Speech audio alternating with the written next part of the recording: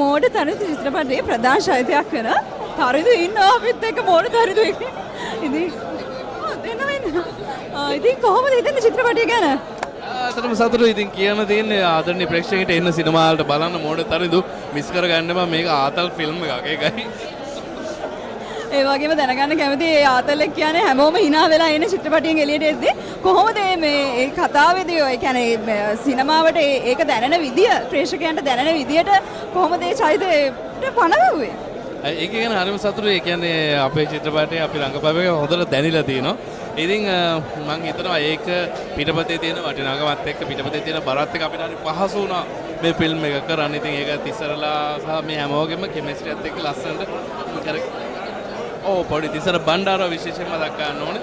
ඉතින් හැමෝම ලස්සනට කරා මම හිතනවා අපි ඉගෙන වැඩිපුර කියනට වඩා අපි ආරාධනා කරමු ආදරණීයන්ට එන්න බලන්න ෆිල්ම් එක කියලා. ඒකම සොෆි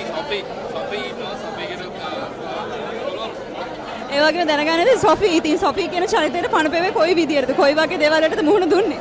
ඇත්තටම සොෆියට පණපවන්න චුට්ටක් මට අභියෝගාත්මක වුණා. මොකද මම ඒ වගේ චරිතයක් කලින් කරලා තිබුණේ නැහැ සහ එයා පරණ චරිතයක්. පරණ කියන්නේ අපි අද කාලේ ඉන්න චරිතෙකුත් නෙමෙයි. ඉතින් ඒ කාලේ අනික මම කියන්න ඕනේ කෞශයක්වත් එක්ක රඟපානවා කියන එක විදී තිරේ රඟපානවා කියන එක මට ලොකු දෙයක්. මට එයත් එක්ක මාර චැලෙන්ජ් එකක් තිබුණා. එයත් එක්ක එකට රඟපාන්න තකඩ. ඉතින් මම දැන් අකත් එක්ක කතා කරලා ආවේ.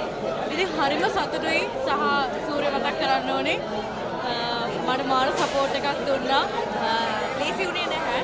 නමුත් මම තිස්සරත් එක්ක කතා කරලා පොඩි තිස්සරත් එක්ක කතා කරලා මම හිතන්නේ මට පුළුවන් උපරිමයෙන්ම මම කළා. ඒ වගේම අපි දැක්ක චිත්‍රපටයේ පොඩි කැලක් ගහක් උඩ ඉන්නවා. මොන වගේ හැඟීමක් දැක්කේ දැනුනේ ඒ ගහ උඩ නගිනකොට? ඇත්තටම ගහ උඩ නගිද්දි කියන්නේ අපි ඔය එක ලොකු දේවල් දාලා තමයි නැගිද්දි අපිට ගස් නගින්න බෑනේ. ඉතින් චැලෙන්ජින් හෝල් මූවි එක චැලෙන්ජින්. ආදරණීය චරිතයක් තරිදු කියන චරිතය ඒ චිත්‍රපටය තුළ. ඒ කියන්නේ ආදරණීය හැඟීම් කොහොම විදිහටද පාලනය කරගෙන ලස්සන ඒක අර පණ පවන චරිතය කොයි විදිහටද ඒ කියන්නේ මොහොත දැනුනේ? ඔව්.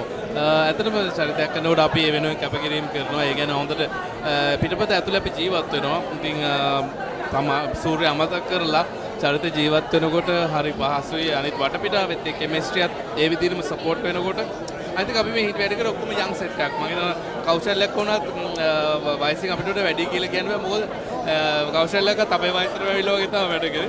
ඉතින් අනිත් ඔක්කොම යං සෙට් හරි පවර් එක හන හොඳ එනර්ජි එකකින් අපි වැඩ කළා. ඉතින් ඒ හැම දෙයකම අවුට්පුට් එක තමයි මේ විදිහට මේ හැමෝම ඇප්‍රීෂিয়েට් කරන්නේ. ප්‍රේක්ෂකයන්ට මොකක්ද කියන්න තියෙන හැඟීම මේ චිත්‍රපටය ගැන? ප්‍රේක්ෂකයන්ට කියන්නේ ඉතින් වෙනස් වැඩක් සිනමාවේ වෙනස් මාවතක් විවරුණා කියලා හිතන. ඉතින් ඇවිල්ලා බලන්න. ඇවිල්ලා බලලා ඔබම තීරණය කරන්න මේ චිත්‍රපටය මොන වගේද කියලා. ඉතින් අපි හොඳයි කියලා කියලාත් බෑනේ. ඕගොල්ලෝම බලන්න.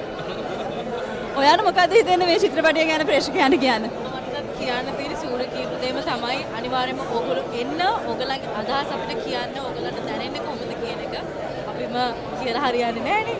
මට හිතෙනවා හොඳ ප්‍රතිචාර අපිට එයි කියලා.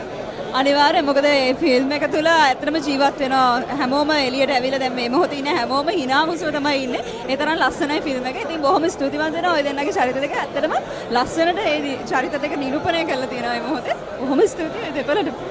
බොහොම ස්තුතියි.